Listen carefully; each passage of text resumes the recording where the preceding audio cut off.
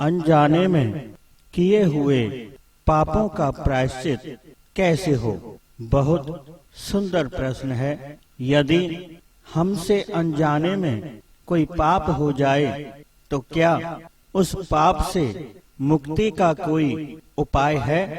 श्रीमद् भागवत जी के 6ठम स्कंद में महाराज परीक्षित जी ने श्री सुखदेव जी से ऐसा प्रश्न पूछा।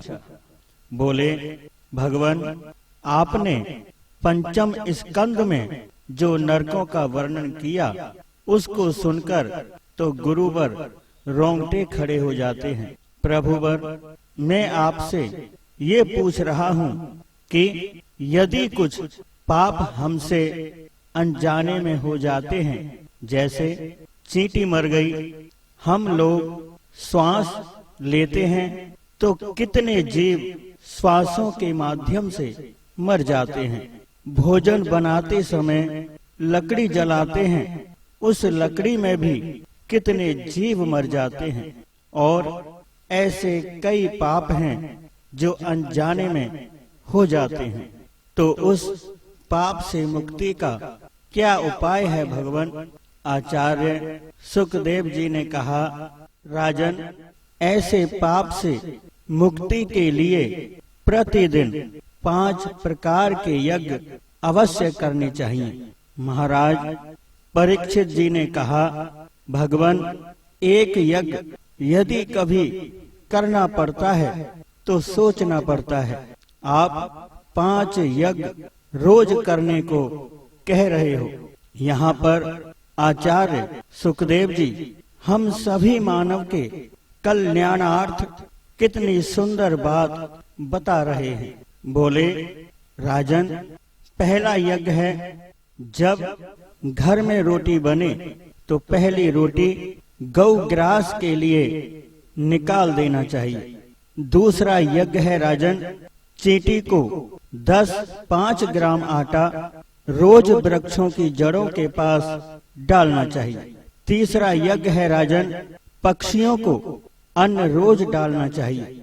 चौथा यज्ञ है राजन, आटे की गोली बनाकर रोज जलाशय में मछलियों को डालना चाहिए। 5वां यज्ञ है राजन, भोजन बनाकर अग्नि भोजन, रोटी बनाकर उसके टुकड़े करके उसमें घी चीनी मिलाकर अग्नि को भोग लगाओ। राजन, अतिथि सत्कार खूब करें। कोई भिखारी आए तो उसे झूठा अन्न कभी भी भिक्षा में ना दें। राजन, ऐसा करने से अनजाने में किए हुए पाप से मुक्ति मिल जाती है। हमें उसका दोष नहीं लगता, उन पापों का फल हमें नहीं भोगना पड़ता। राजा ने पुनः पूछ लिया, भगवान, यदि गृहस्थ में रहकर ऐसा यज्ञ ना हो पाए तो और कोई उपाय हो सकता है क्या? तब यहाँ पर श्री सुखदेव जी कहते हैं, राजन, केवल हरि नाम संकीर्तन से ही जाने और अनजाने में किए हुए पाप को नष्ट करने की सामर्थ्य है। इसलिए सदैव कहीं भी, कभी भी, किसी भी समय सोते जागते, उठते बैठते राम नाम रटते रहो।